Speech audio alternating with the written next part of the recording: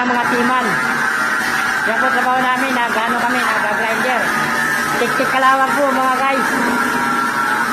Yan po trabaho namin dito sa sobrang dilim. Hindi na po namin nakikita yung ginagawa namin.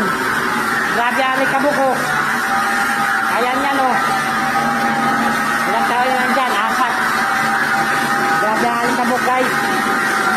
Ito po yung trabaho namin dito. Kasama po kami ng mga timan. Nag-grinder po kami. Tik-tik kalawang. Dito po nakama-sama kami. Dito po kami sa ilalim ng barko.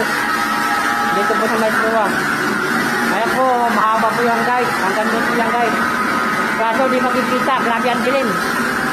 Ito po yung tinatambakan ng ano. Kinakarga ng buhangin. Tinatambak po doon sa airport. Ayan po. So guys. Sobrang dilim po talaga guys. Oh, grabe ang dilim. Grabe ang alikabok. So mga guys, ito po yung trabaho namin dito. Tik-tik kalawang. Ang hirap po talaga. Pero kailangan kumita. Kailangan kahit anong hirap, kahit anong alikabok. Talagang tutungan namin. Grabe mga guys. Ito yung guys oh. Ito po yung pinakagitna sa trabaho namin.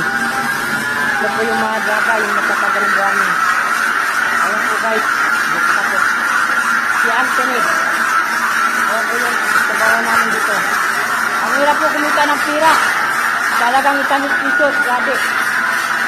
Tik-tik kalawang. Grabe alikabok. Kuha namin lahat yun. Kasama po kami dito sa mga ano guys, mga timan. Mga timan po yung mga kasama namin dito. Ito po yung trabaho namin.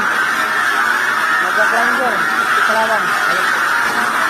Mga pa po yan guys, mula po yan dyan. Hanggang doon po yan sa pinakabilo. Doon namin. Mga ano guys, mga 160 talampakan. Baitan. Mga 160 para hakbang bago po namin maano. Grabe po ang layo nito guys. Ayan po guys oh. So, grabe ang ano. Grabe ang kabok. Sobra. Ito po yung trabaho namin dito. Tik-tik kalawang. So, ito.